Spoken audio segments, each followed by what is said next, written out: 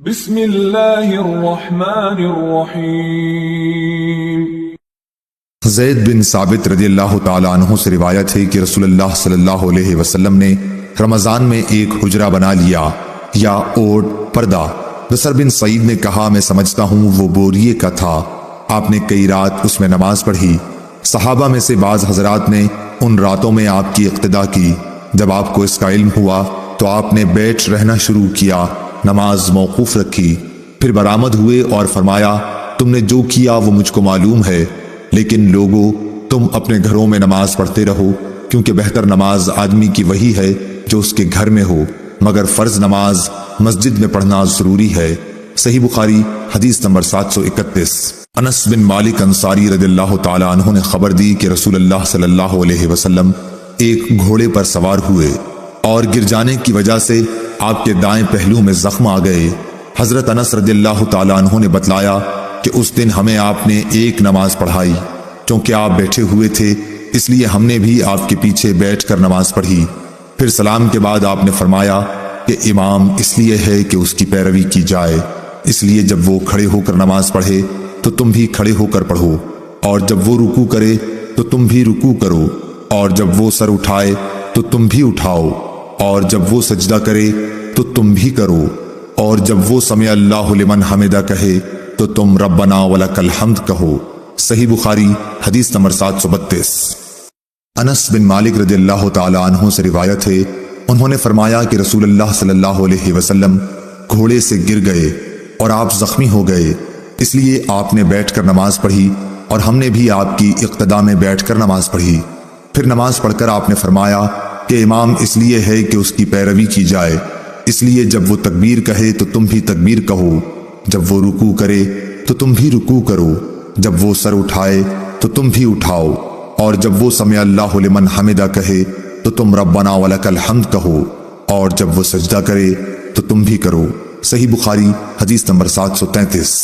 حضرت ابو ہریرہ رضی اللہ تعالیٰ عنہ نے کہا کہ رسول اللہ صلی اللہ علیہ وسلم نے فرمایا امام اس لیے ہے کہ اس کی پیروی کی جائے، اس لیے جب وہ تکبیر کہے تو تم بھی تکبیر کہو، جب وہ رکوع کرے تو تم بھی رکوع کرو، اور جب وہ سمع اللہ لمن حمدہ کہے تو تم ربنا ولک الحمد کہو، اور جب وہ سجدہ کرے تو تم بھی سجدہ کرو، اور جب وہ بیٹھ کر نماز پڑھے تو تم سب بھی بیٹھ کر نماز پڑھو۔ صحیح بخاری حدیث نمبر 734۔ سالم بن عبداللہ نے اپنے باپ عبداللہ بن عمر رضی اللہ تعالیٰ عنہ سے روایت کیا ہے کہ رسول اللہ صلی اللہ علیہ وسلم نماز شروع کرتے وقت اپنے دونوں ہاتھوں کو مونڈھوں تک اٹھاتے، اسی طرح جب رکوع کے لیے اللہ اکبر کہتے اور جب اپنا سر رکوع سے اٹھاتے تو دونوں ہاتھ بھی اٹھاتے، اور رکوع سے سر مبارک اٹھاتے ہوئے سمع اللہ لمن حمدہ ربنا ولک الحمد کہتے تھے۔ سجدے میں جاتے وقت رفع یدین نہیں کرتے تھے۔ صحیح بخاری حدیث نمبر 735۔ سالم بن عبداللہ بن عمر نے عبداللہ بن عمر رضی اللہ تعالیٰ عنہ سے خبر دی، انہوں نے بتلایا کہ میں نے رسول اللہ صلی اللہ علیہ وسلم کو دیکھا کہ جب آپ نماز کے لیے کھڑے ہوئے تو تکبیر تحریمہ کے وقت آپ نے رفع یدین کیا، آپ کے دونوں ہاتھ اس وقت مونڈھوں تک اٹھے، اور اسی طرح جب آپ رکوع کے لیے تکبیر کہتے اس وقت بھی رفع یدین کرتے، اور جب رکوع سے سر اٹھاتے اس وقت بھی کرتے۔ اس وقت آپ کہتے سمع اللہ لمن حمدہ، البتہ سجدے میں آپ رفع یدین نہیں کرتے تھے۔ صحیح بخاری حدیث نمبر 736۔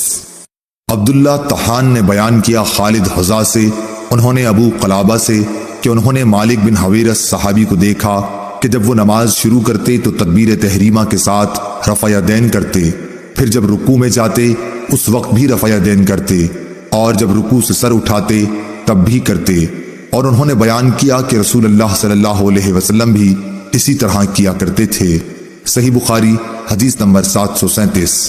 عبداللہ بن عمر رضی اللہ تعالیٰ عنہ نے کہا کہ میں نے نبی صلی اللہ علیہ وسلم کو دیکھا کہ آپ نماز تکبیر تحریمہ سے شروع کرتے اور تکبیر کہتے وقت اپنے دونوں ہاتھوں کو مونڈھوں تک اٹھا کر لے جاتے، اور جب رکوع کے لیے تکبیر کہتے تب بھی اسی طرح کرتے، اور جب سمع اللہ لمن حمدہ کہتے تب بھی اسی طرح کہتے، اور ربنا ولک الحمد کہتے۔ سجدہ کرتے وقت یا سجدے سے سر اٹھاتے وقت اس طرح رفع یدین نہیں کرتے تھے۔ صحیح بخاری حدیث نمبر 738۔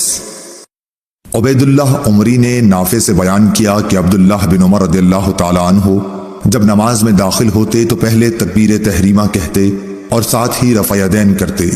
اس طرح جب وہ رکوع کرتے تب اور جب سمع اللہ لمن حمدہ کہتے تب بھی دونوں ہاتھوں کو اٹھاتے، اور جب قعدہ اولا سے اٹھتے تب بھی رفع یدین کرتے۔